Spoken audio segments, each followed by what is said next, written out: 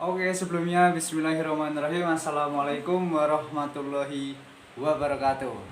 Nah, pada pertemuan di siang hari yang panas ini ya, semoga hati teman-teman semua tetap dingin dan tetap sejuk. Dan pada pertemuan yang berbahagia kali ini kita dipertemukan dalam mata kuliah pembelajaran tematik terpadu.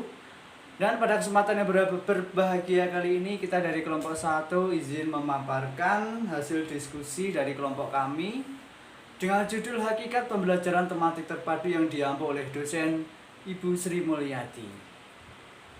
Oke, kita menuju ke slide selanjutnya. Berikut kita dari kelompok 1 dengan anggota saya sendiri Taufik Amrullah, lalu ada Diah Keluh Pramesti, yang ketiga ada Ervin dan Nanda Wahyu. Lalu lanjut ada teman saya yang bernama Hari Sukmono.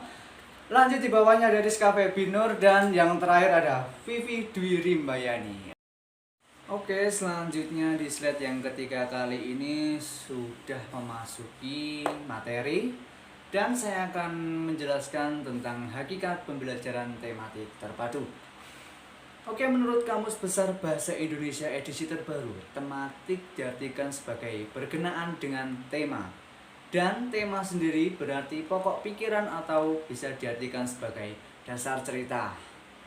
Nah, selanjutnya pembelajaran tematik adalah suatu model pembelajaran terpadu atau bisa disebut dengan integrated learning pada jenjang taman kanak-kanak ataupun sekolah dasar, yang didasarkan pada tema-tema tertentu yang kontekstual dengan dunia anak.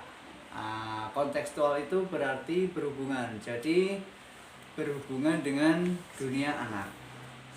Selanjutnya untuk slide keempat, yaitu hakikat pembelajaran tematik terpadu menurut para ahli.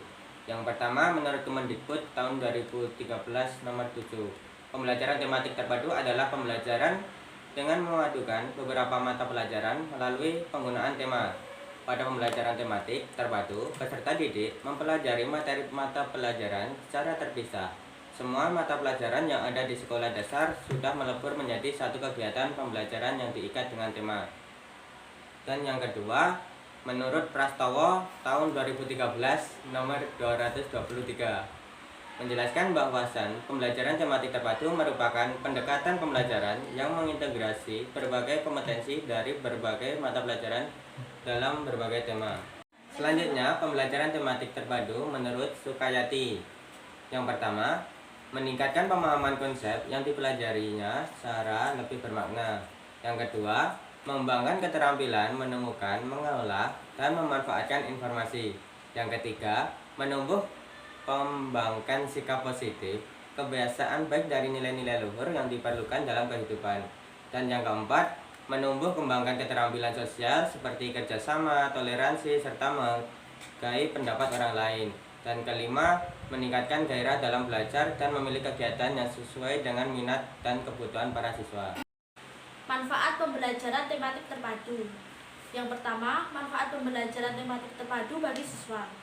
Tersedianya lingkungan belajar yang menempatkan siswa mendapat pengalaman belajar yang dapat menghubungkan konsep-konsep dari berbagai bidang kajian. Kedua, manfaat pembelajaran tematik terpadu bagi guru. Yang pertama, tersedianya waktu lebih banyak untuk pembelajaran. Yang kedua, materi pembelajaran tidak dibatasi oleh jam pelajaran, melainkan dapat dilanjutkan sepanjang hari, mencakup berbagai mata pelajaran. Ketiga, hubungan antar mata pelajaran dan topik dapat diajarkan secara logis dan alami.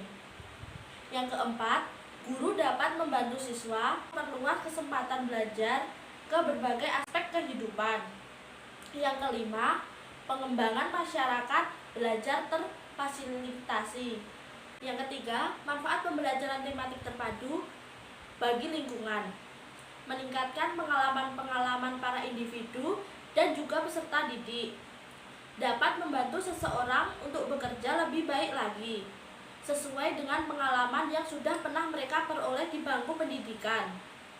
Dan manfaat pembelajaran tematik memupuk rasa cinta peserta didik terhadap lingkungan abiotik dan biotik. Di sini abiotik, di sini yang dimaksud komponen yang tidak hidup dalam ekosistem. Yang dimaksud dengan biotik adalah komponen makhluk hidup. Berikutnya, peran guru dalam pembelajaran tematik terpadu. Pertama, guru sebagai sumber belajar peserta didik. Peran guru sebagai sumber belajar merupakan peran yang sangat penting. Peran sebagai sumber belajar berkaitan erat dengan penguasaan materi pelajaran. Kita bisa menilai baik atau tidaknya seorang guru hanya dari penugasan materi pelajaran. Yang kedua, guru sebagai mediator peserta didik. Menurut Sadirman pada tahun 2010 nomor 20, guru sebagai mediator, guru hendaknya menciptakan kualitas lingkungan yang interaktif secara maksimal, mengatur arus kegiatan peserta didik, menampung semua persoalan yang diajukan peserta didik, dan mengembalikan lagi persoalan tersebut kepada peserta didik yang lain. Lalu guru bersama siswa menarik kesimpulan atas jawaban masalah sebagai hasil belajar. Yang ketiga, guru sebagai motivator peserta didik. Mulyasa dalam Kalahan MK pada tahun 1988 mengemukakan bahwa motivasi adalah tenaga pendorong atau penarik yang menyebabkan adanya tingkah laku ke arah suatu tujuan tertentu. Dengan motivasi akan timbul dorongan untuk melakukan sesuatu dalam kaitannya dengan pencapaian tujuan. Selanjutnya, kelebihan pembelajaran tematik. Kelebihan pembelajaran tematik yaitu ada 7. Yang pertama, menyenangkan karena berawal dari minat dan kebutuhan anak didik. Yang kedua, memberikan pengalaman dan kegiatan belajar mengajar yang relevan dengan tingkat perkembangan dan kebutuhan anak didik.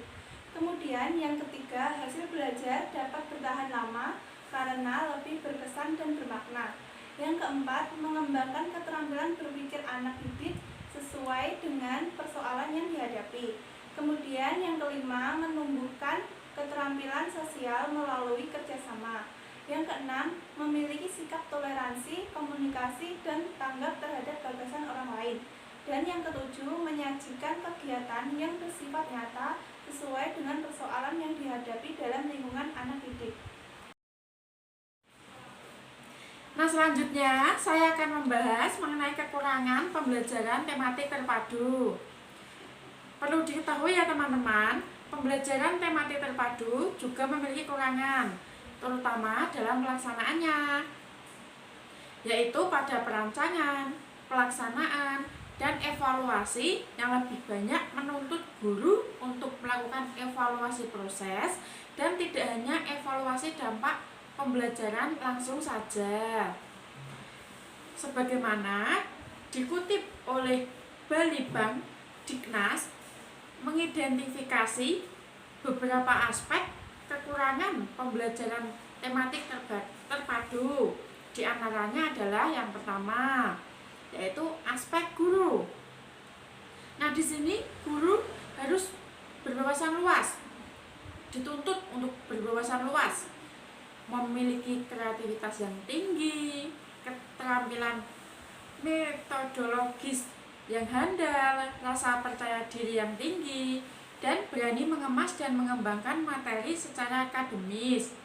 Guru juga dituntut untuk terus menggali informasi, ilmu pengetahuan yang berkaitan dengan materi yang akan diajarkan. Kemudian yang kedua, yaitu ada aspek peserta didik. Dalam aspek ini, pembelajaran tematik terpadu menuntut kemampuan belajar siswa yang relatif baik dalam kemampuan akademik maupun kreativitasnya. Nah, yang ketiga, aspek sarana dan sumber pembelajaran. Dalam pembelajaran tematik terpadu, memerlukan bahan bacaan atau sumber informasi yang banyak dan bervariasi. Nah, mungkin juga fasilitas internet, komputer, dan lain-lain. Yang keempat, ada aspek kurikulum. Kekurangan pada pembelajaran tematik terpadu pada aspek kurikulum, yaitu kurikulum itu harus luas, berorientasi pada pencapaian ketuntasan pemahaman peserta didik. Ya, di sini bukan berarti pada pencapaian target penyampaian materi saja. Guru juga perlu diberi kewenangan dalam mengembangkan materi, metode, penilaian keberhasilan dalam pembelajaran peserta didik. Nah, yang terakhir ada aspek penilaian. Pada pembelajaran tematik terpadu, membutuhkan cara penilaian yang menyeluruh, yaitu menetapkan keberhasilan belajar peserta didik dari beberapa bidang kajian terkait yang dipadukan. Nah, dalam kaitan ini, guru selain dituntut untuk menyediakan teknik dan prosedur pelaksanaan penilaian dan pengukuran komprehensif, juga dituntut untuk berkoordinasi dengan guru lain jika materi pelajaran berasal dari guru yang berbeda. Selanjutnya, sarana, prasarana, alat peraga, media, dan sumber belajar pembelajaran tematik terpadu. 1. Sarana prasarana pembelajaran tematik terpadu. Sarana dan prasarana sebagai bagian dari keseluruhan kegiatan pembelajaran di satuan pendidikan mempunyai fungsi dan peran dalam pencapaian kegiatan pembelajaran sesuai kurikulum satuan pendidikan. Agar pemenuhan sarana dan prasarana tepat guna dan berdaya guna, diperlukan suatu analisis kebutuhan yang tepat di dalam perencanaan pemenuhannya. 2. Alat peraga. Alat peraga adalah segala macam alat yang digunakan untuk meragakan atau mewujudkan objek atau materi pelajaran yang tidak tampak mata atau tak terindra atau susah untuk diindra. 3. Media pembelajaran.